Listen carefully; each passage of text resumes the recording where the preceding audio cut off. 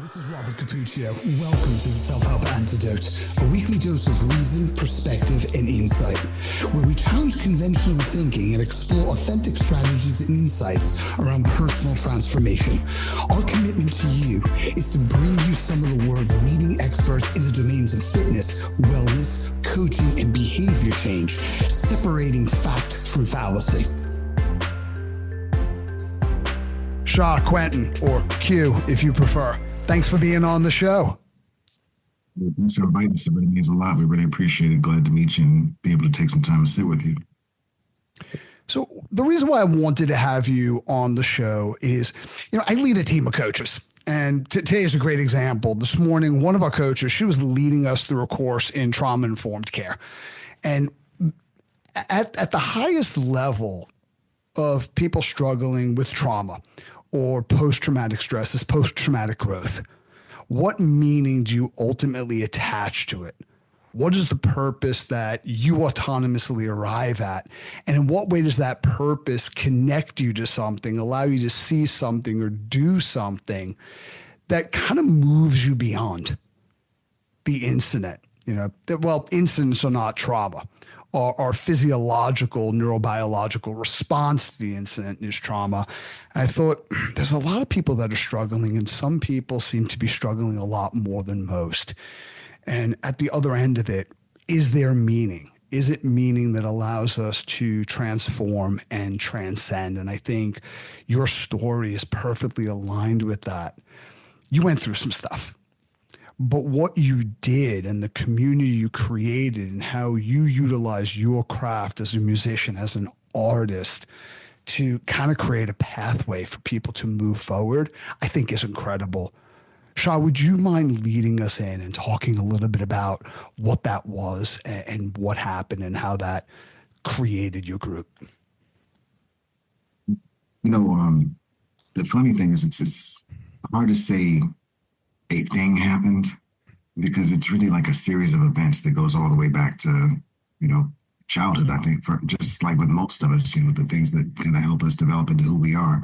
You have, I think in the comic books, they call it a canon event. A lot of times you have certain events, certain key events that happen in your childhood that can kind of make your personality take a fork in the road or make you choose to make some decisions in order to protect yourself or make yourself feel better, soothe yourself, whatever, I guess the case may be. And for me, that event was a molestation, and it happened right on moving day. So I went from my whole life just got changed and turned upside down, but I didn't acknowledge that or recognize it at the time that it happened. I just kept going as if life went on. I was a child. I didn't talk to anybody about it. I didn't know what had happened, but I'm, looking back over the past couple of years after going through a bunch of other life experiences that I just kind of walked right through, repressed, and didn't address. I kind of go back into as far back as I can go to kind of see like where all these forks kind of led me that had me taking all types of pathways that probably didn't make sense from the outside looking in, and from the inside looking out. There were definitely some interesting choices that I made that put me in some interesting situations. But some of those situations were wonderful. Like one of those situations led me to drop out of college and get into making music because a friend came over and taught me how to make beats. That friend who taught me how to make beats 30 years ago introduced me to Q 30 years ago. And the two of us met and kind of kept it moving. Didn't see each other again or connect again until about 2 years ago, when I was on the tail end or climbing my way out of the darkest depression episode that I'd ever experienced. I'd lost a job. I just divorced a wife a year before I lost the job. My kids and I were separated. I was the custodial parent of two kids, and both of them kind of had to go because I was in such a dark place. I was smoking, drinking. I was honestly, I was ready to be out of here. I was kind of fed up with everything in life, and I didn't think that I had much purpose left. But in that time, making music was the one thing I had that was a constant. Every morning I was up at 4 a.m. I was probably up the whole night before too. Every morning, at least faithfully, I was up somewhere between 4 and 6 a.m. and I was just making beats. And that was my anchor through that time when everything else was falling apart and everything else was starting to matter less and less to me. And through making those beats, I made some connections and friendships, and those eventually, to kind of make a long story short, they led me to meet up with some other gentlemen who enjoyed the beats and who made music as well, and who did things that complemented my beats, who rhymed over the beats and things like that. A lot of us met over a text chain hosted by a podcast that I listened to called the Hip Hop Digest Show. We a few of us kind of got familiar, but we really started to collaborate on Instagram through their Reels feature. With the Reels feature, I could upload a beat with some art on it, and and a 30-second snippet of a beat, and then one of them could use this remix feature, and they could rhyme over that beat. So we were essentially making little miniature songs together through Instagram. Eventually, I reached out to a couple of them, said, "Hey, you guys want to?" Actually do an actual song. We followed through, did the actual song, created the actual song, and that led to talking to a couple other guys from the text chain who were doing the reels with us as well. And we said, hey, why don't we get on a Zoom and meet each other, start to get familiar with each other because we're making music together now. That turned into a weekly podcast. So now we're making music, podcasts, and I see a tweet. I'm trying to keep networking and continue to build this community or this crew of artists who've come together through music. A lot of us, as we are getting to know each other, we're telling our stories. We're having these vulnerable conversations like the ones that I've heard on your podcast, and that the ones that we ended up turning into podcast episodes for ourselves as we're releasing music together. And to promote these, I'm on all these different social media platforms, and I happen to start dabbling in Twitter, and on there I see this tweet from the 30-year-old friend Q that I met but hadn't really stayed in contact with. I think we'd seen each other one other time since we met back in the 90s. And Q, I'm not sure what your tweet said. I don't think you remember what it said either, do you? I definitely do not. That was a long time ago. You know how my memory works. Yeah, but it was basically something that was kind of like a signal, a bad signal. It was just like, hey, I'm going through some things in a way that, and it wasn't, it was kind of like how us men communicate things. It's one of the things we had to kind of probably had to read between the lines a little bit. When I saw it, I just felt like, wow, that sounds like something I would have said when I was in that dark place, or in the darkest part of my place. So I reached out to him, just like, hey, yo, dude, just say if you want to, I know we met through hip hop and stuff. If you want to catch up or something sometime, come catch up with us on one of these GRYSKLL calls. And I don't think he was quite ready for that. So I said, well, why don't we catch up on someone? We started having weekly Zoom meetings, just him and I by ourselves. Eventually he came on to the GRYSKLL calls. And I think Q, I've probably heard my voice enough for quite some time here. Maybe I could transition the story over to you for a little bit to tell the story from your perspective at this point. Does that make sense? Yeah. Do you mind if I just weigh in for a second? Because there's so much to unpack and capture there. Normally, when we think about trauma, we think about a single incident. But for a lot of people, it's multiple incidents. And Shaah, you had talked about these incidents went back into your childhood. And we have things that we believe in our society. And it's strongly rooted in our identity, but it doesn't necessarily mean that these things are true or completely true. And one of the things that we love to say is that which does not kill you makes you stronger. Not always. I mean, if you take a look at the military and the research behind what is it that allows two soldiers to experience something at the same time in the same place, and one person comes back with PTSD and another soldier does not. And we're talking about, this is interesting because we're talking about arguably some of the toughest individuals, self-sacrificing individuals in our society. Well, one of the preeminent factors that predict whether or not a soldier going through trauma at war, or not at war, but coming home, that's a totally different story. I don't want to get off track, but one of these predictors is childhood adversity, multiple episodes of childhood trauma, because we tend to think, well, kids are so resilient. No, they're not. We might misinterpret a freeze response as being resilient, but a lot of times trauma has to do with the fact that we do not have the strategies to properly process stress. And when you put a child in a situation that an adult would struggle in, it's so much worse, especially in the developing brain. So you carry these experiences with you into adulthood, and you seem to be doing fine. Like, okay, well, this was just my childhood, and it's a lot. I don't want to say easier, but sometimes I know for me, being self-referential, it's safer than, wow, I don't even know how I got here. Things were very, very wrong. But then you have these incidents like a job loss, a divorce, things that are catastrophic, but now you compound it on early childhood adversity. So that's one thing that stood out. But then you talked about your craft, and for you, that was music. Like, what can I plug myself into where it's not only escapism, but it fills me and it allows for self-expression? And I think art is particularly important because you're not disembodied. Not to say, like, if somebody loves spreadsheets and it's like, okay, I'm going to immerse myself in that. I can't imagine that, but they're out there and we love you. But something that has to do, again, with self-expression, something that is completely immersive and integrated, whether it's the performing arts or whether, I would imagine sport, martial arts, or, in this case, music.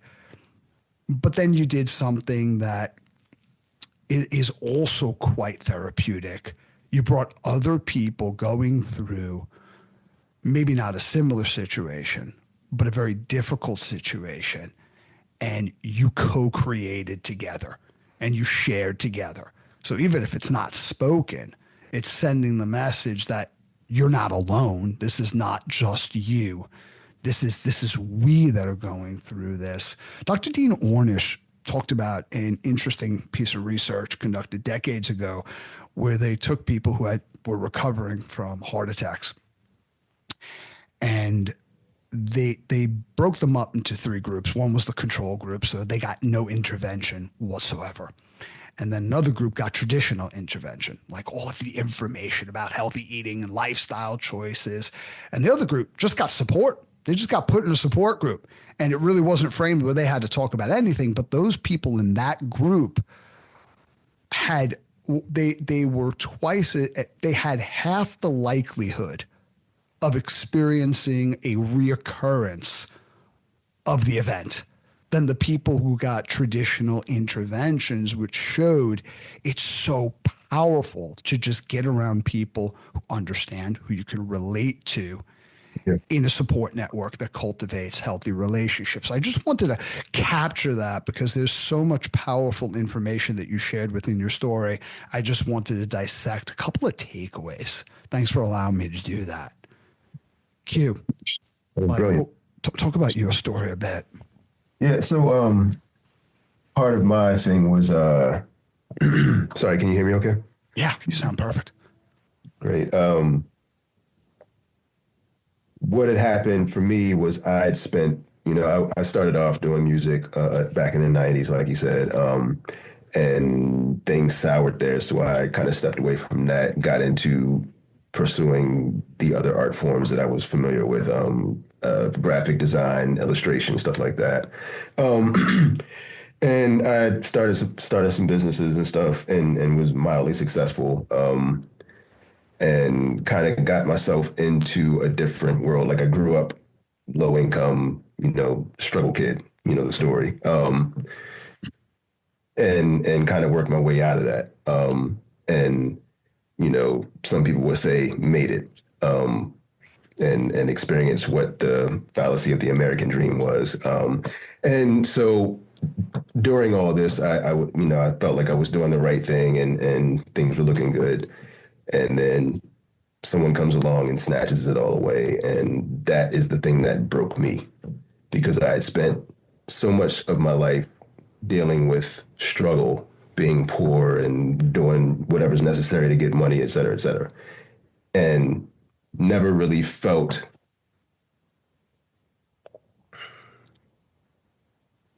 like I didn't feel defeated. It was just kind of the way. And then the more I got into this other world of making money and the corporate experience, all that stuff, the more in danger I felt. And the more things seemed hard for me. Just walking out of the house, like only I know, where I live and what I make, et cetera, et cetera. And I'm still looked at in a certain way. It was like all these little trigger things, So danger. Things. Yeah. Explain that a little bit, if you will. So where I live is one of the most diverse places you can imagine. It was Columbia, Maryland, where it was literally built for diversity. But there's been a lot of people turn a blind eye to the fact that racism can exist anywhere. And the more you aren't paying attention, the more likely it is to, have someone experiencing it and just being ignored. So there was a lot of that here. And so I experienced a lot of that as a child, coming from low income housing and being Black. Walking through certain neighborhoods was not okay. Mm-hmm. So I experienced those things. Danger. Comfortable where I was, got out of that and moved into the wealthier areas. The new danger was me looking like an out of place person walking through that neighborhood. And this is also, during this time, I'm also seeing this, what happens with that, whether it's police beating you or someone shooting you or chasing you, whatever it is. So this isn't a way you felt out of place. This was you being perceived by others as out of place and some of the dangers that came along with that. Yeah. Yeah. And having kids in those areas and, them being harassed by police, et cetera, et cetera. It was kind of a head crack to, to basically have started my own businesses, made decent money, gotten really good jobs, and made it to a point where I could move into these really nice houses and have decent cars, et cetera, to still feel like I didn't belong and kind of be told as much in a place that's supposed to be the most diverse in the U.S. To experience what I experienced with kind of a hostile takeover situation with my business, that was the thing that kind of triggered all of my, I guess, pent up emotions from child abuse to, all the things that I just kind of kept in. So now you were in an environment where the threat became a trigger and those childhood experiences resurfaced. Everything came back kind of all at once.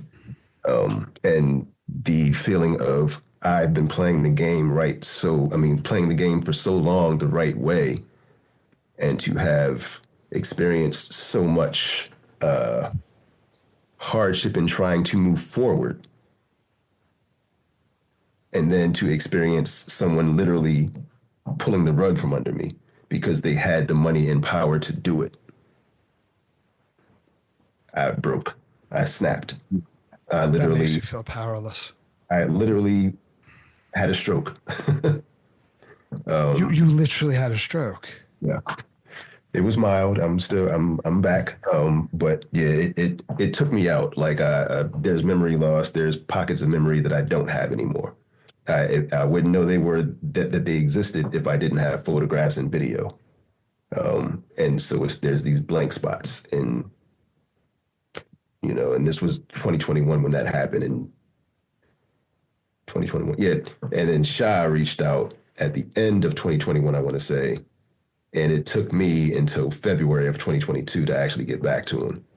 I was in such a dark place at that point, and I was trying to get back on my, get back on my feet, you know. And I wanted to be normal again. I wanted to make sure that I was back to, I could work out and do the things that I was doing beforehand. And so I reached back out and we had the conversations. Like you said, we met up, I guess, once a week. And then he introduced me to what we call Gray Space.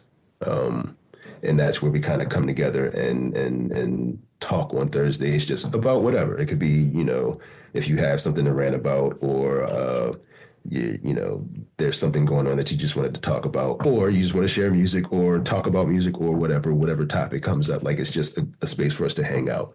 That he introduced me to one of our other members, Shaah, from there. And so the three of us had a really great conversation, which led to an invite to connect with the rest of the group GRYSKLL, which I then did. And I guess here we are. We all had the same, feelings about what music meant to us. And like, I had heard the music and I was like, oh, hell yeah, I'm in. And as somebody who left the music scene for 21 years, it was one of those things, like, I didn't have any intentions of coming in to do music. I was coming in to hang with some dope cats that could, produce and rap, and I could help visually. And somehow I messed that up. Started getting back into music because of your experience with the business before, right? Yeah. It helped me get some of that stuff out, to talk about it beyond just talking, but to actually say some of the things that it's tough for me to actually have conversations about. But if I can get those things just out of my head and then just record it, and people like it, so it works. So music as an outlet of self-expression, also of almost a form of emotional labeling, where the clearer we can get on what we are experiencing and why, the more the intensity of that emotional state becomes diluted. And also the clearer we can get about, okay, well, what are my basic human needs that are going unmet? What is this emotional state that I'm in trying to tell me? I think that's important. I was listening to your story. There are some commonalities and some obvious differences in the way we grew up. I grew up in a very diverse neighborhood, Coney Island, and I felt that I never fit in anywhere. I was a physically deformed kid. So I looked different to the point where people had a negative reaction to me. And my deformities were in my face. It wasn't like I could hide it. It was right there in full view. And to add to that, I was a socially awkward kid, probably still am to a certain degree, with Tourette's. So that just exacerbated it. And my home environment was not very safe. But it wasn't safe when I walked outside the front door. The only place I could ever go where I felt like I belonged was in my own head, which is a little bit problematic. And so listening to your story where you grew up enduring challenges, and people think, oh, if I can only, because I was having this conversation last night with my coaching team. We went out to dinner and we were talking about people that are open-minded versus rigid. I said, well, when I was in my 20s, I was extremely rigid. Things were either good or they were bad. They were either right or they were wrong. You were either good or you were bad. You thought correctly, or you had inappropriate thought patterns, leans to attitudes that makes you. And this rigidity came from the fact that I was listening to these programs and these speakers. Like, look, if you can just get the rules, if you just follow the rules, You could pull yourself out of your situation. Okay, so I was desperate to know what the rules were. The problem was the older I got, the more gray the world started to appear to me. And everything was fine up until COVID, when I wasn't on the road and I had to spend time with myself. And you kind of think, if I could just make it, if I could just get to the point where I'm in the right role, I have the right income, the right resources, then I'll be okay. So you get to that point, you realize, no, I'm not okay, because I may have solved some problems, but now I'm dealing with a different set of issues that are just as threatening, but I would imagine more infuriating and more confusing, because like I followed the rules and I did what I needed to do and I became the person, at least on the surface, that I'm supposed to be, yet I'm still dealing with this shit. But you get into GRYSKLL, love that name, by the way, and it's a place where you belong for multiple reasons. What was that realization like for you? Where it's like, you know what? I do fit in here. Like, this is a place where I do belong. Ooh, that's actually really hard to say, because it was almost immediately, like I didn't even have to think about it. It just felt right immediately. Like like I was skeptical when, I was invited initially, because I'm a pretty private person, which is funny because when I start talking, then I start talking. But if you know me, like personally, if you're around me, like I don't really do a lot of idle chatter. Like I'll just look at you. You can talk, and I'll just look at you. But then when I get going like now. But it was one of those things where me kind of being introduced to Shaah, it was that, like, I've been lacking this. And that was pretty much what I felt. I've been lacking this. And so when I met everyone else, it was that same thing, like, holy shit, this is amazing. Like, this is like, I'm talking to people that I don't actually know, but I feel like I've known them for a very long time. So it was just that feeling of this resonance. Yeah. Yeah. We're not comfortable talking about things that we're not comfortable talking about with anybody else. Yeah. Too. That was the crazy thing too. It was very natural. I think even building it was the same. I mean, there were 6 of us when we started. We're now about 12, somewhere around 12 members. And the 6 of us that got on, I mean, we got on, and there were a little awkward getting to know each other moments, but we quickly got into telling our stories and just understanding that, oh, this is a place where you can tell the whole story. You don't have to kind of skim over it. Go ahead, take your time, say what you really got to say, and even through here, and tell the story again if you need to. Like hearing Q tell his story again tonight showed me a couple other similarities that we had that I hadn't considered. And he and I also share the same birthday, but there's so many things about our stories that are similar, but we're also like 2 different sides of the same coin in very many ways too. So it's the space of acceptance that we both come to, I think, because both of us were pretty much loners, save for our spouses. I guess my lady at the time, not even my spouse at the time. But I'd cast away my whole family, all my friendships. I'd pretty much gotten rid of everybody, from being surrounded by people constantly nonstop and taking on everybody else's feelings and emotions. As a person who couldn't even process my own, I was, the time bomb had gone off for me. And I think when I saw Q's message on Twitter, I think I saw, oh, wow, shit, I see that. I know that time bomb. I know that signature of that bomb. It feels really serendipitous the way that we were drawn together and connected. But like Q says, I think it feels like it's where we were supposed to be. So it kind of feels like we found our way home. There's so many things about this group that drew me to want to have this conversation. What I'm curious about is the level of psychological safety, because that's what I'm hearing.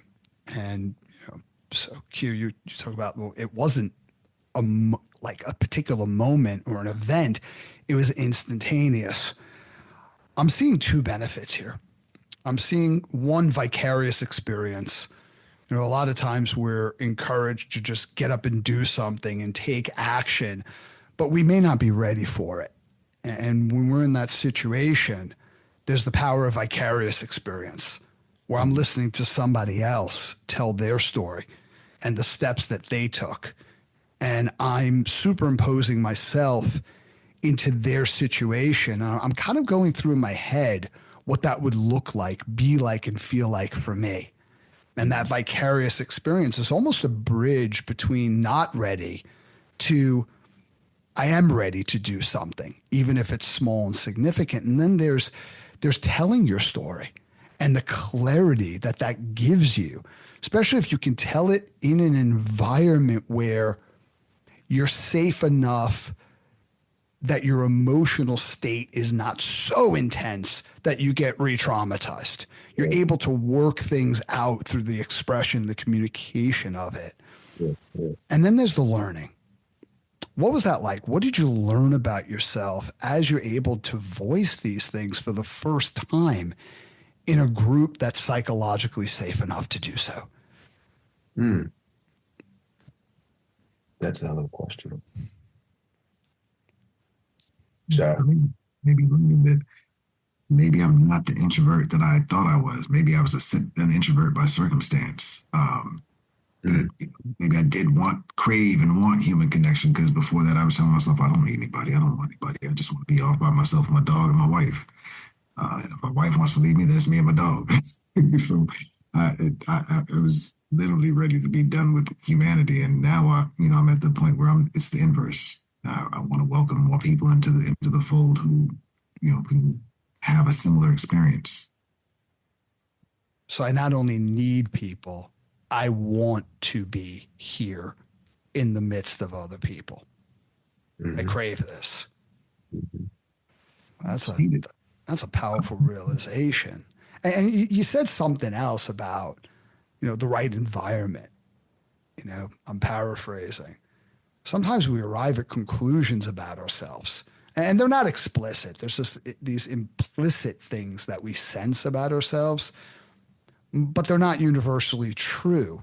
It's a result of our environment that's producing a certain characteristic or a feeling. And then you get into this environment where I use the word resonance very carefully, because it's more than just alignment. It's kind of like, this better than I do. You're musicians, but an analogy I always use, if you hit C note on a grand piano and there are two of them in an open room and you walk over to the other grand piano, C note will be vibrating without you even touching it.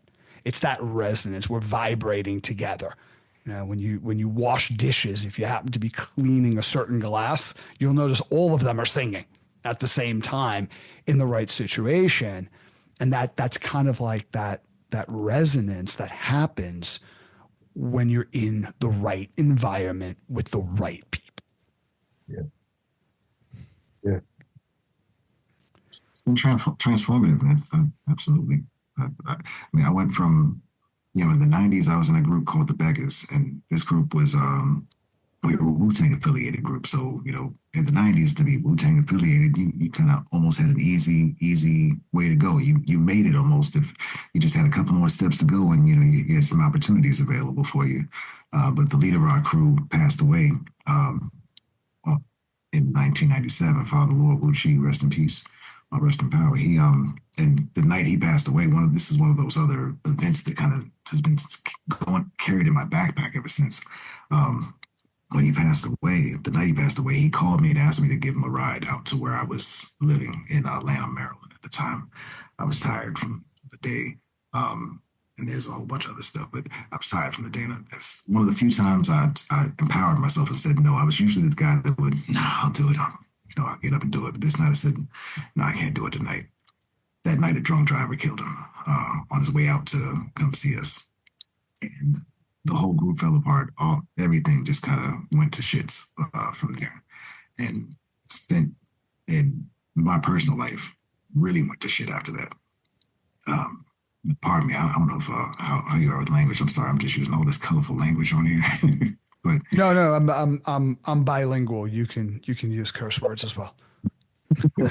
Thank you. But that event, I'm trying to remember why I came on to this part of the story. But I guess what I'm saying is, I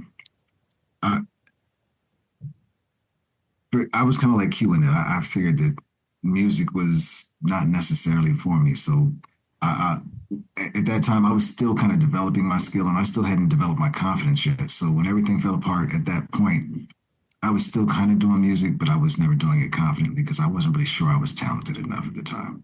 So like Q took that 20-year break. I took a 10-year break at one point because I was just like, I don't know why I'm doing this. I'm not. I can't even read music. I just fumble around and stuff. I'm not a real musician.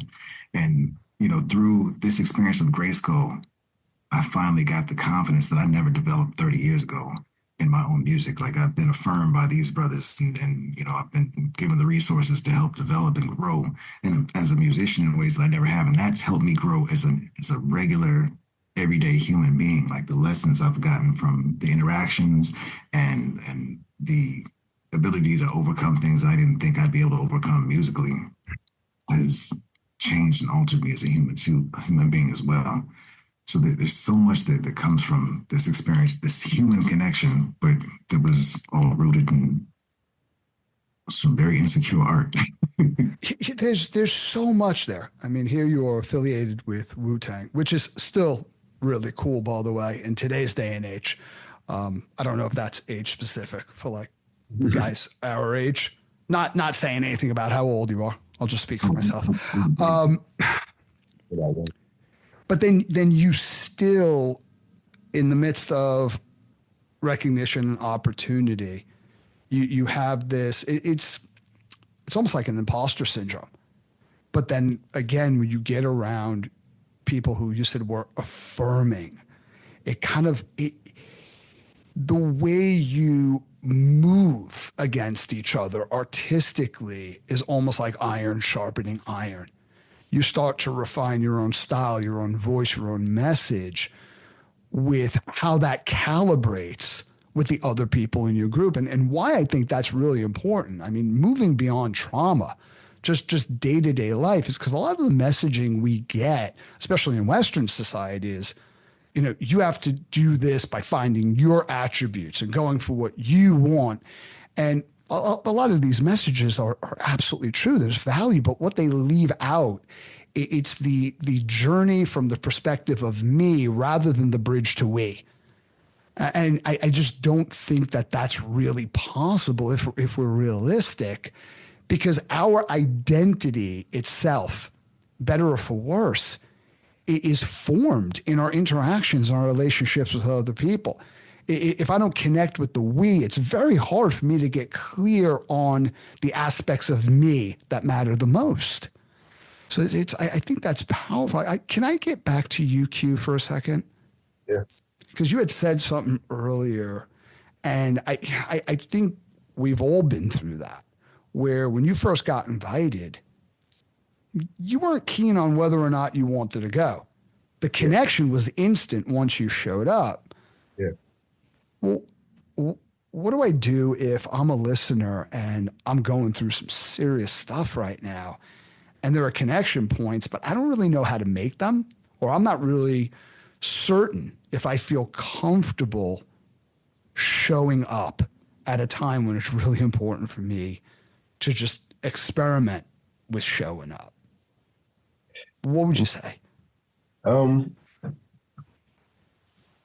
So I mean, for me, like that's a really, really a tough thing to do. Like I'm often the person, like I'll not go to a big event that I know is going to be great, and just because it means I have to be seen. And so for something as small as a person inviting me into a call with other people that I don't know, and possibly listening to and sharing personal stuff, it's a big move. But for me, I think it was important to just realize, like,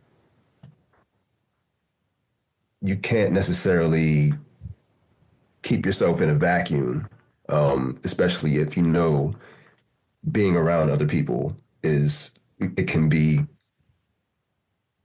a, a pleasant experience. You know, you could possibly miss out on getting something off your chest with someone that's just willing to hear without judgment. You know, and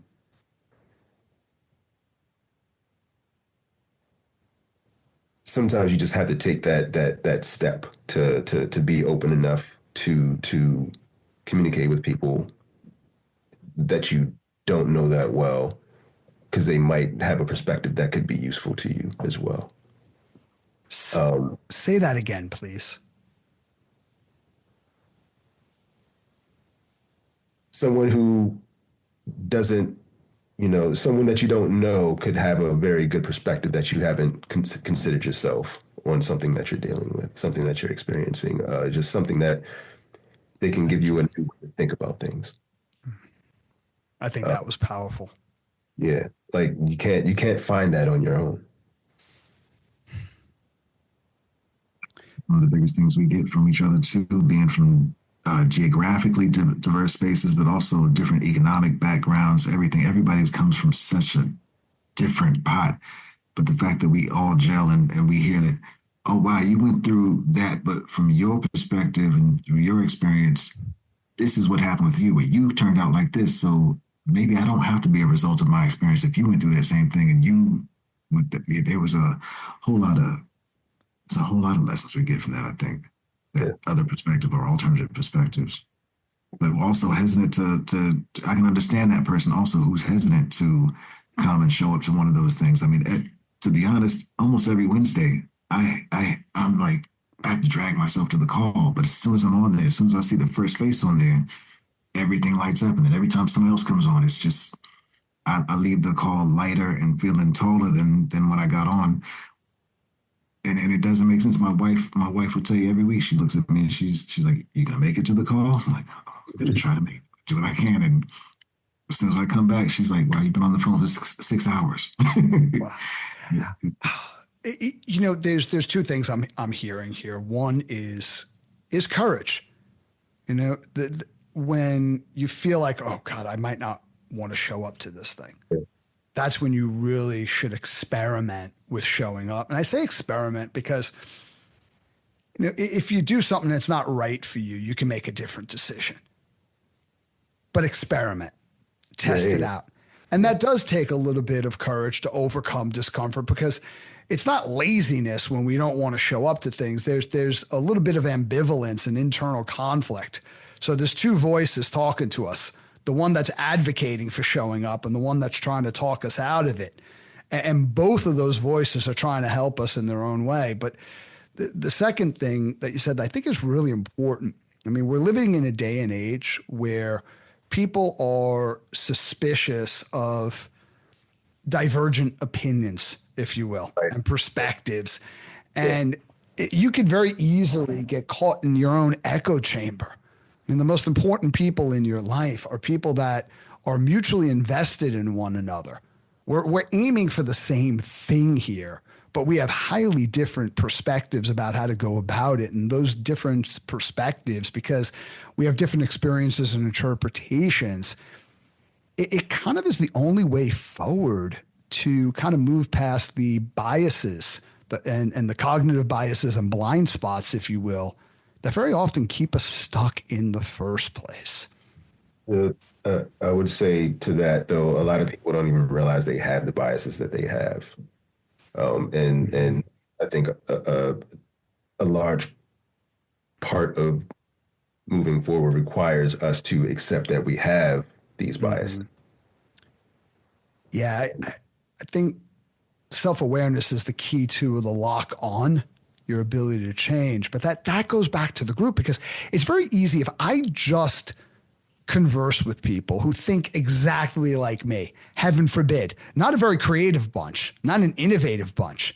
You're not going to challenge each other. You're not going to create anything magnanimous, to say the least. You're not going to get a lot of insight about one another and about yourself. But if I'm hanging out in an echo chamber, how would I know that I have biases? Because everybody I speak to feels exactly the same way I feel. They see the world the way I see the world. somebody in that group is not thinking. Right. Maybe more than somebody. So, Right. but that's a hard thing to do as well, because if I get around people with a different perspective, I might learn things, not just about the world and the group. I might learn things about myself Right. that are terrifying. Right. Not necessarily because it'll reveal things about me that are ugly, but it'll reveal things about me that might be painful if I had to face them, if I was aware of them. And when you're really forced to look in the mirror, when you're in those echo chambers, you don't necessarily have to see that mirror, but once that mirror is there and you can't turn the light off and you can't turn around and walk away, it becomes a thing. I think one of the things that I'm really glad for is I can't say that I've ever been stuck in an echo chamber. And I want to say it was by design. It might have been inspired by my father, when I really think about it. But I've always had a very diverse group of friends, even to the point where I've had a pure racist friend. But it was one of those things, like we knew where we stood with each other, but we enjoyed each other's company. How did that work out? Like how does a relationship like that work? Like I said, just I guess there's an understanding. Like, you have these ideas about these things. I have these ideas about these things.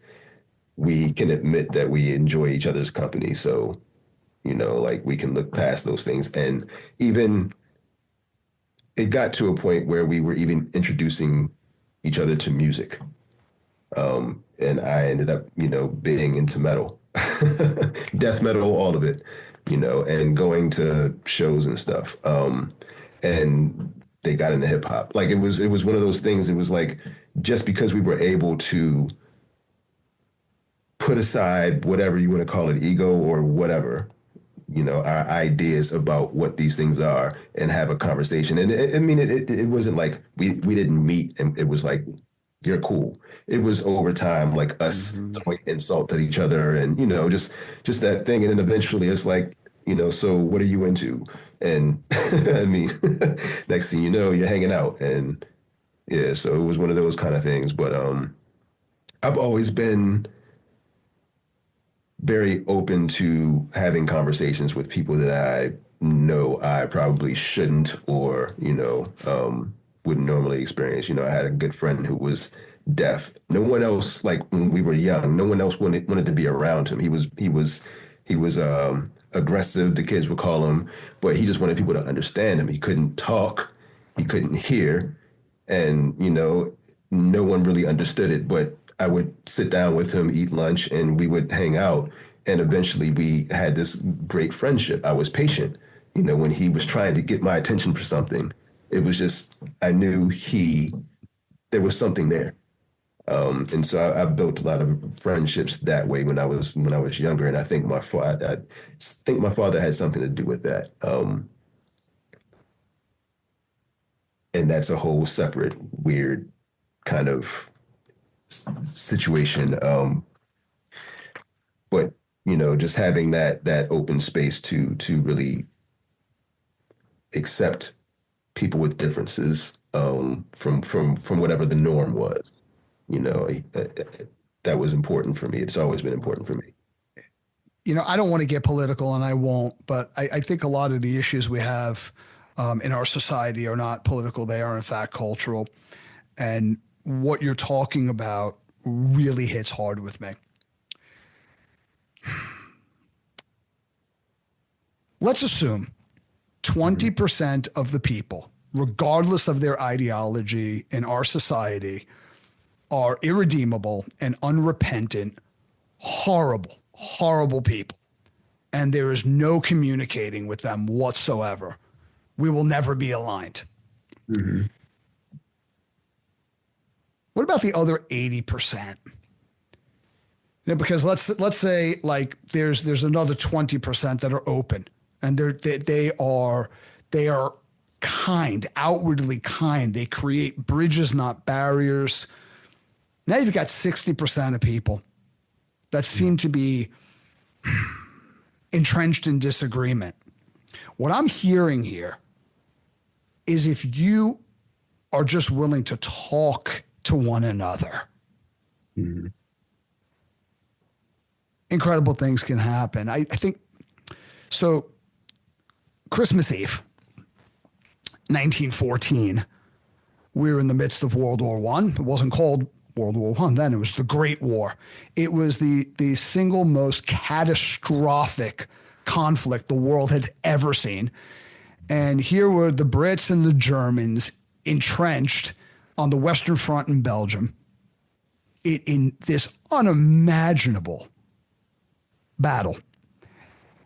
And later on in the day, after the fighting had died down, the Brits kind of heard something coming out of the German trenches. It was Christmas Eve, and the language was different, but the sound was unmistakable. They were singing Christmas carols. And so the Brits are listening to this, and they start caroling back. So the Germans now start caroling even louder. So there's a different type of battle going on right now. And so the Brits start caroling even louder. And then somebody, I don't know which side it was, started coming out of their trenches.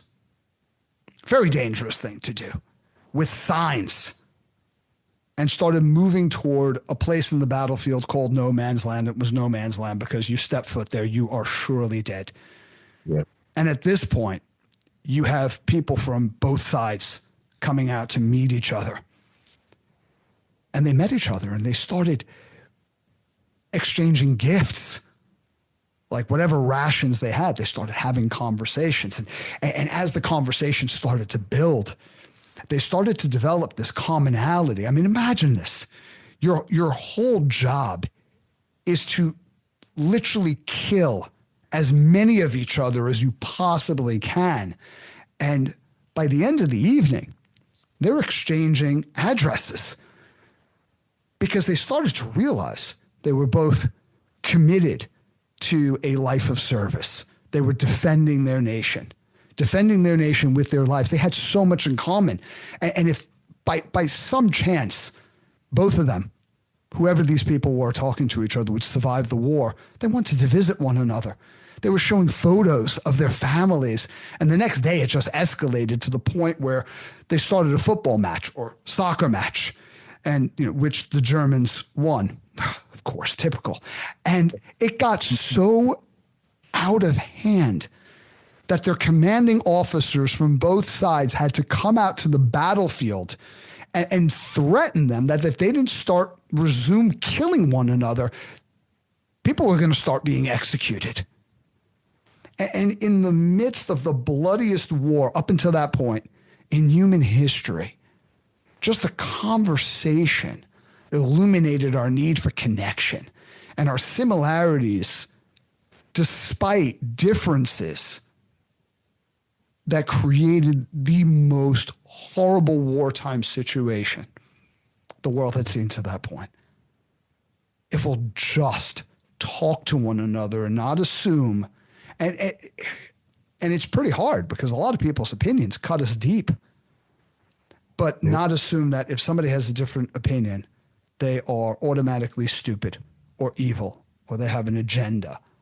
And, what really impresses upon me here is that you're engaging with somebody, building a friendship. Sounds like a meaningful one where I might not be open because my wife is very much the same way. And we'll go out and people will say something that will anger me. Mm-hmm. I had a very racist stepfather growing up. And because of my diversity of friendships, I was on the receiving end of horrible beatings that resulted in concussions, me being knocked out unconscious over race issues. Mm-hmm. And I'll get angry, but my wife will be like, you need to calm down because this person's saying this. They don't understand the context and the weight of what they're saying. They're actually trying to connect in the only way they know how. And I'm like, if she can engage in this conversation, maybe I can. Yeah. Incredible. Sorry for the experience that you had coming up too, man. It's just, wow, I can't imagine that being where you get the lesson from as well. It's just such a incredibly uniquely challenging situation to be in. Yeah, I don't want this to come out wrong because my stepfather was a complete cock. Let's be fair. But I'm grateful for a lot of the things that he did because when you're growing up and you're on the spectrum, you've got Tourette's, you're socially awkward for a lot of different reasons. You look different, you're an outcast. It's just a lot of times I found myself mimicking other people. Like I would look at what I perceive to be a normal kid engaging in normal behaviors. Like, oh, well, if that kid's doing that, okay, I'm going to model that. And then it wouldn't work out. So I would go model somebody else. And it's like, you're always trying to model things. And what my stepfather did for me is he gave me a contrasting model to position against as I got older, because here's a guy who, it wasn't just racism. He hated everybody for a lot of different reasons, probably because of deep-rooted self-loathing and ignorance. But you're beating me because I associate and form friendships with people that you don't like, where if you, let's say, had this hatred for Scandinavians or Dutch people, you wouldn't be able to tell that person is the person you hate until they open up their mouth. Right. From across the street, they look like you. So you wouldn't, well, not exactly. Thankfully, not a lot of people looked like him, but they don't look like the other, if you will. Right. But when you see someone that you hate, knowing nothing about them because they look different, here I am, who looks very, very different, and people, wow,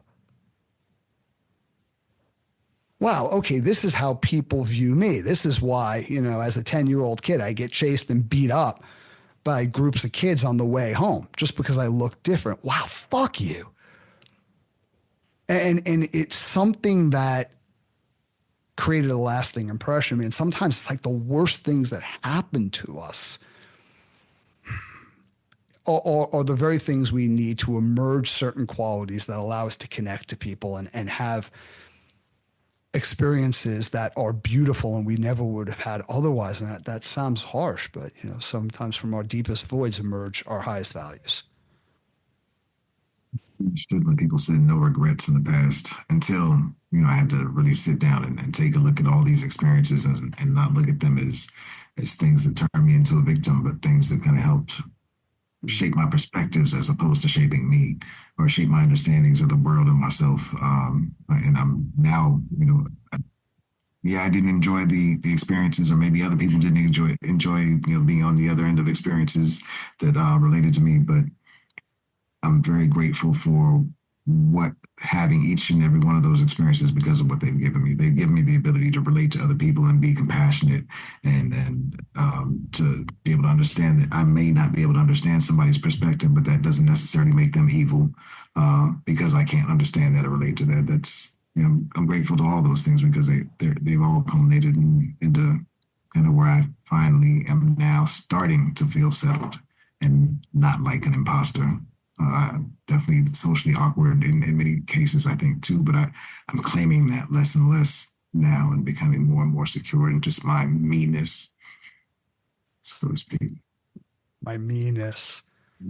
It's difficult in the midst of painful situations to say, well, what can I learn from this? I think it's a starting point of the way out. And what is it about this situation that is causing me so much pain? I mean, if you're in physical or emotional pain because someone's preying upon you because of a characteristic, it's kind of obvious. Like why I'm in pain is because I'm in pain. I mean, pain is the great connector. It's something we all experience. We can all relate to. Nobody escapes it. But in a situation like, let's say a divorce. Yes, I love this person. Or let's say there's a situation at work. Why does this bother me exactly? And I think that's a powerful question because there's a blueprint based on our core values of how life should be. And when we're disturbed by something, it's because it's off of our blueprint. And sometimes that thing that disturbs us helps us identify, well, this is really meaningful to me. This shouldn't be happening because I value this. And it's like, wow, how can I use this? Like you two gentlemen have. How can I use this? What can I create? What's the environment? What's the medium, in this case, music, that allows me to help other people, and in doing that, find meaning in what I suffered through, so I'm not stuck in it.